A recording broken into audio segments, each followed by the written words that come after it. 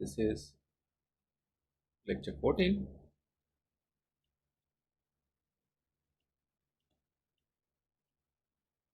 So in the previous lecture, we saw some constraints on the common source amplifier with respect to the amount of signal that you can hope to apply at its input while keeping the transistor in proper operating region. That is, it should be in saturation and obviously away from cutoff across the entire range of the signal swing, right? So while we were finishing off the lecture, we arrived at two constraints. One was obviously when the signal was going high, right? One was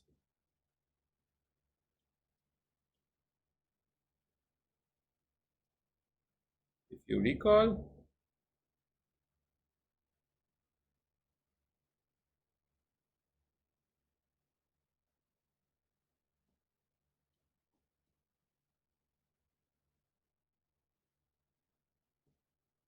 so what we saw was if the signal swings in a sinusoid, the incremental signal is sinusoidal.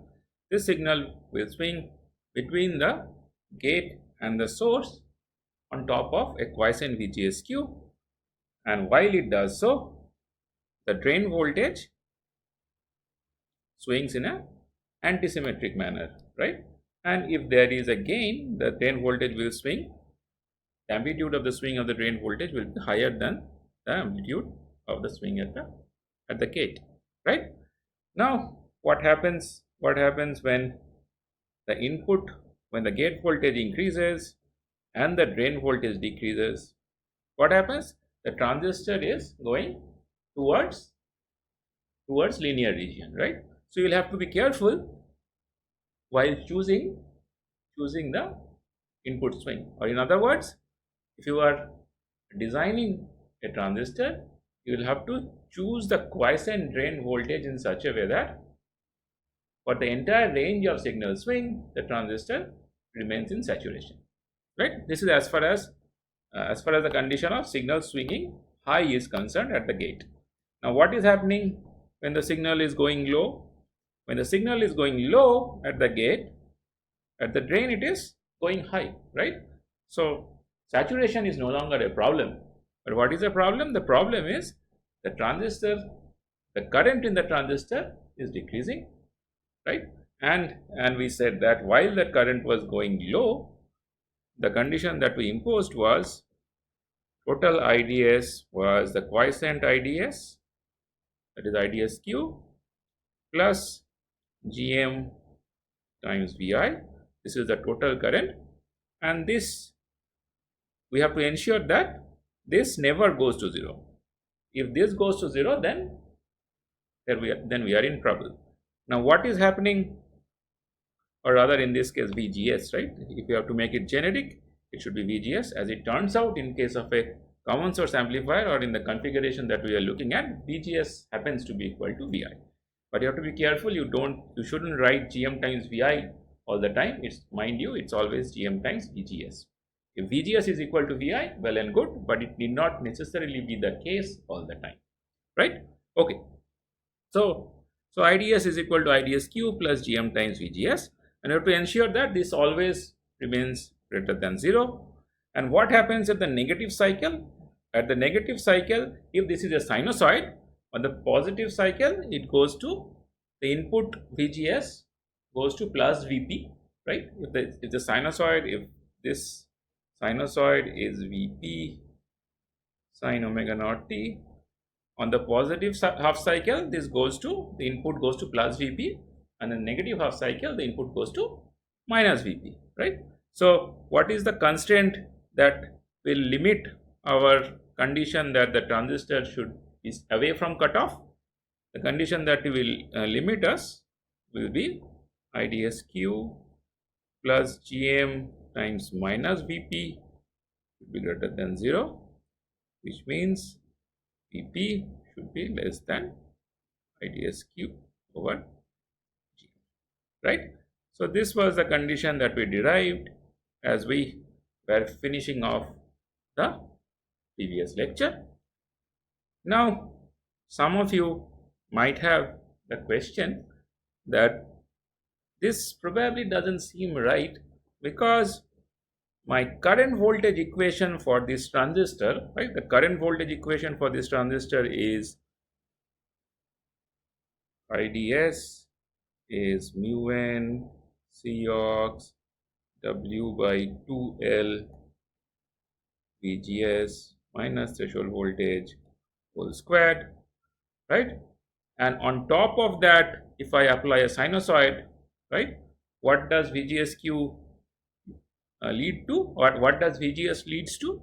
So now I knew VGS is VGSQ plus VP sine omega naught t, right? And what will happen when I am in the negative half cycle, or in other words, when I am at peak negative cycle, VGS will be VGSQ minus VP, right? So which means at sine omega naught t is equal to minus 1, what's going to happen? IDS will be half mu n Cox W by L VGSQ minus VP minus threshold voltage whole squared. And in order to ensure that the transistor is away from cutoff, all we have to ensure is that this remains greater than 0, which means what? Which means we have to ensure that EP is less than equal to VGSQ minus threshold voltage, right? Or in other words, we have to ensure that VP is less than V overdrive quiescent, right? So this condition and these condition, right? This condition and this condition are the same. So let's see. So the condition that we got from, so this is constraint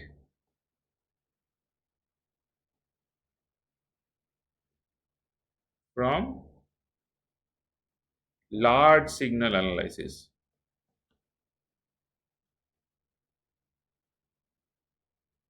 So why do I say large signal? Because I haven't taken any small signal approximation. I took the total current voltage equation and I simply figured out when the current goes to 0, right?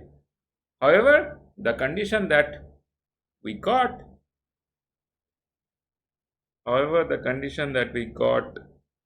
here is from quiescent plus small signal analysis, right? Quiescent plus small signal incremental.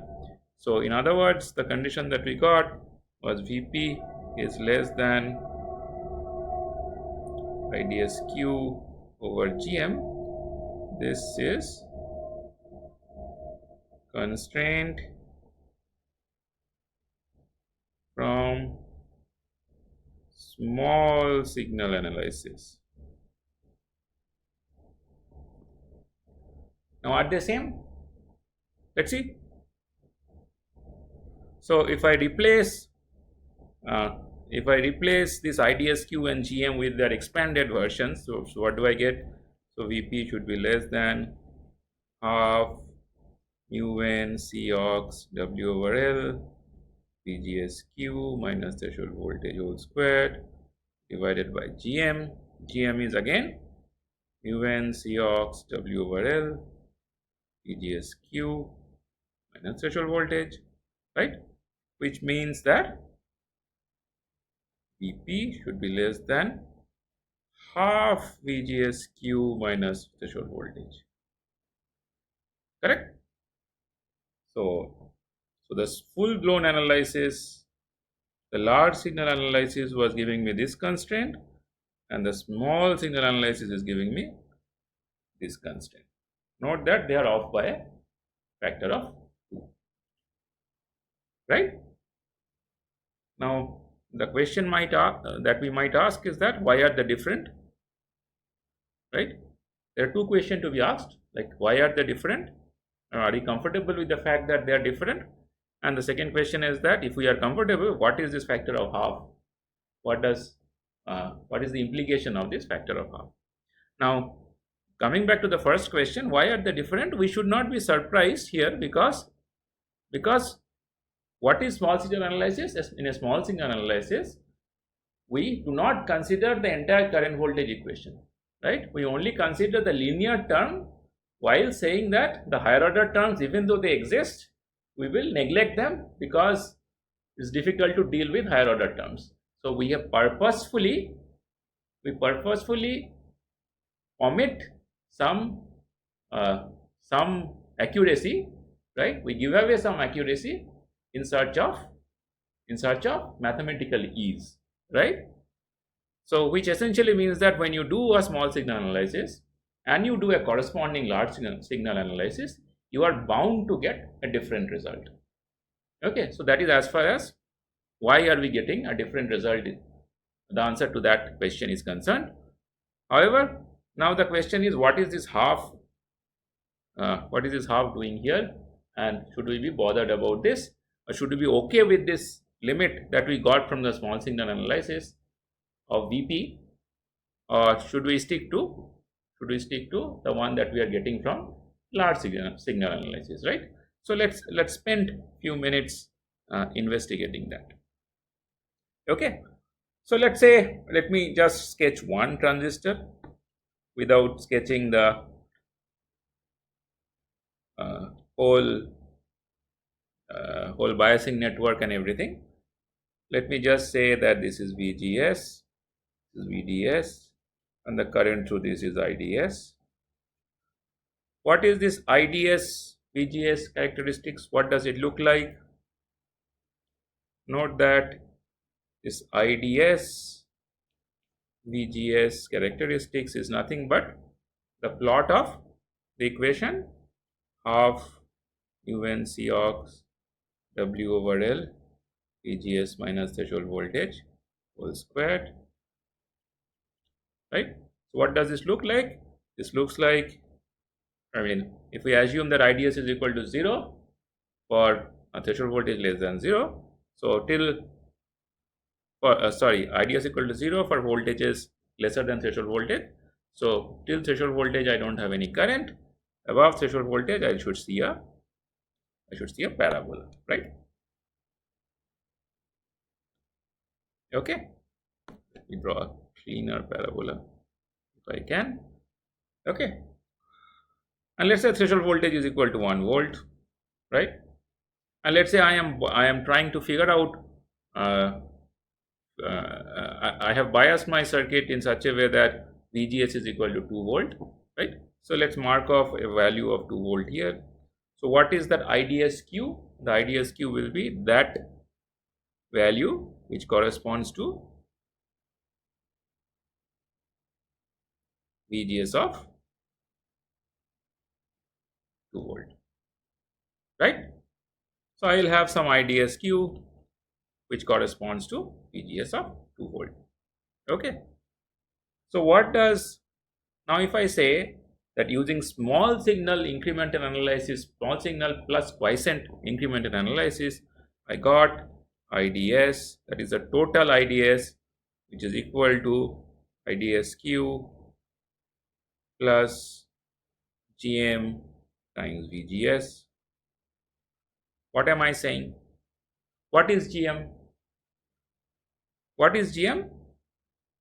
What is the definition of GM? GM is nothing but the slope of ID VGS characteristics, IDS VGS characteristics at the operating point VGSQ equal to 2 volt, right?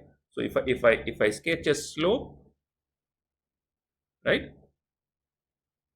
So this slope is a GM, right? So this is the slope, right?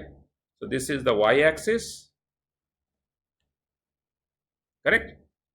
So I can say that this is, if you recall the equation of a straight line, so this seems ideally similar to the equation of a straight line, right? So what is the equation of a straight line in a xy plot? If I jog your memory, y is equal to mx plus c is the equation of a straight line. What is corresponding to y here? IDS corresponds to y. What corresponds to x? What corresponds to x in this case? Your VGS, right? Your VGS corresponds to x. So this is what corresponds to m. GM corresponds to m. And what corresponds to c? IDSQ corresponds to c. So this become IDSQ. Note that this is constant, right? Okay. However, there is a slight difference. The slight difference is that here we are bothered with, we are taking into account the total VGS, but in this equation we are only taking into account the incremental VGS, which means that the plot would have shifted along the x-axis, but that's a matter of detail, right? So that should not bother us too much here. Now the question that we are asking is that when we set IDS to be is equal to 0, right? When we are setting this IDS to be equal to 0, what are we essentially doing? We are essentially extrapolating this plot. We are extrapolating this plot and seeing where it touches 0. So I think I didn't sketch the plot properly.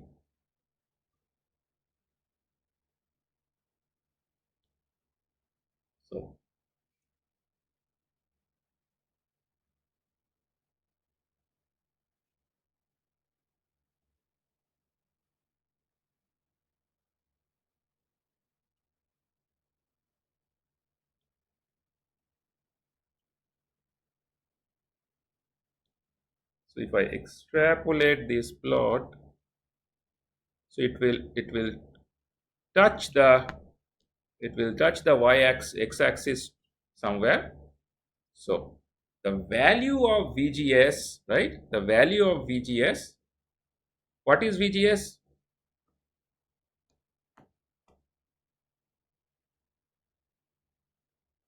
I'm sorry, I mean, I'm making a mess out of this plot. Let me try to be a bit more clear.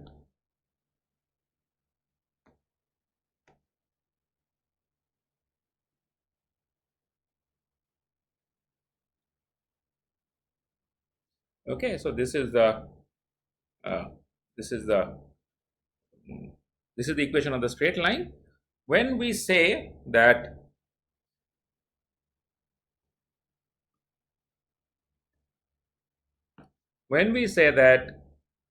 our signal swings in a sinusoidal fashion, what are we essentially saying? We are saying that my VGS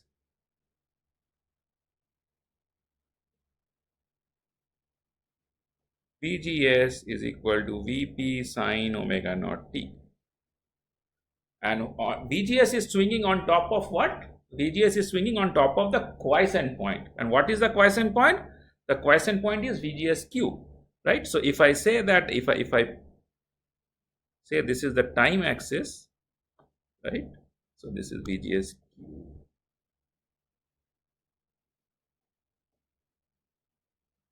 So when the signal is sinusoidal, what is happening? Essentially what is happening is the signal is swinging like this, right? And when the signal swings like this on the voltage domain, what is happening in the current domain? In the current domain, the current is swinging between this point and this point, right? So the current is swinging between this point and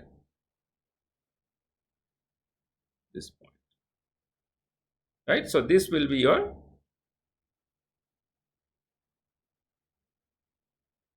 This will be your IDS Q. Sorry, this will be your delta IDS. Correct? So this will be your small IDS. Okay. So when we say that the total IDS goes to 0, what are we essentially saying? We are saying that we are trying to figure out this point. We are trying to figure out this point where where the straight line meets the x-axis or the voltage axis.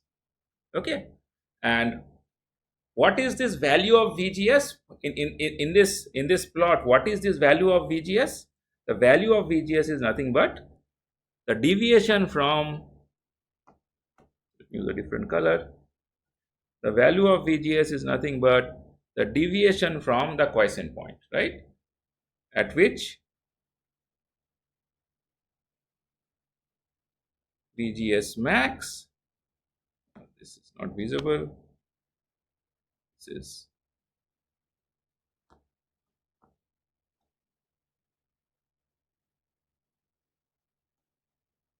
is VGS max, for which IDS goes to 0.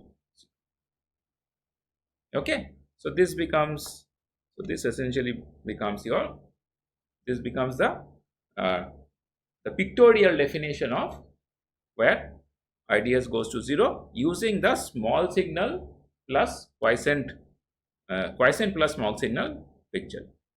However, if you stick to the large signal picture, what is it that you will get? You will get that, you will get this to be your VGS, right? So using large signal picture, this is the VGS max